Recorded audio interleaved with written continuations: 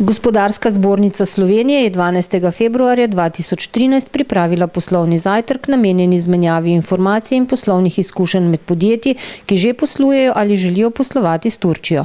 Nekaj informacij o turškem gospodarstvu in načrtih za gospodarsko promocijo na tem trgu je podal Boštjan Skalar, nekdanji konzul za ekonomske zadeve na Konzulatu Republike Slovenije v Istanbulu, zdaj pa vršilec dolžnosti direktorja javne agencije Spirit Slovenija.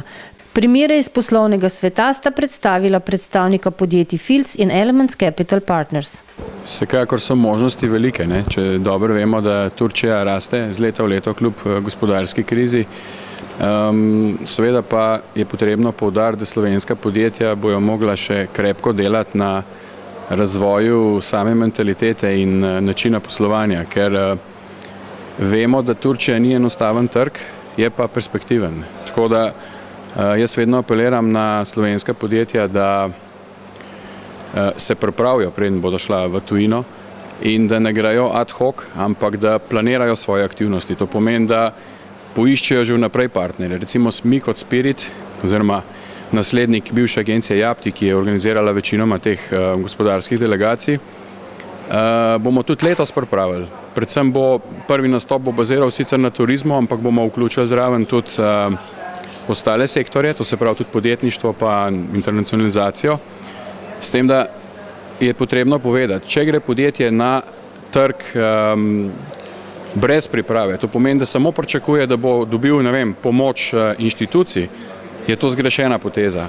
Podjetje mora že vnaprej definirati svoje potencialne priložnosti, mora definirati potencialne partnerje in potem bojo lahko tudi uspešni. In seveda, ekonomska diplomacija z roko v roki s Spiritom in gospodarsko zbornico z ostalimi inštitucijami pa lahko pomaga, da se podjetje predstavi na višjem nivoju, da dobi neko zaupanje, ker pri turških partnerjih se zaupanje gradi na dolgi rok. Izkušnje so zelo pozitivne, je pa treba upoštevati specifiko turškega tržišča. Začeli smo pravzaprav, zelo individualno, potem je pa bila kar dosti dobrodošla pomoč našega predstavnika, gospoda Skalarja. Zdaj dejansko gre za to, da Turčijo obdelujemo zelo frekventno. Imamo ljudi, ki govorijo turško, tako da smo se zelo prilagodili zahtevam tržišča. Actually, I will say that it's different than all others, actually, because I believe that there are lots of Turkish investors who would like to invest to the whole Balkan area.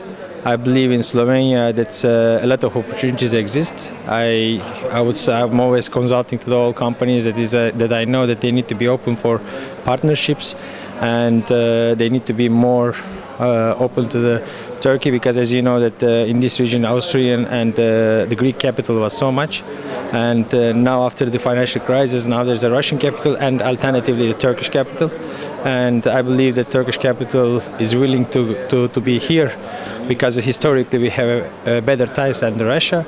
So I believe the biggest opportunity for Slovenia is going to be partnerships from the Turkish investors.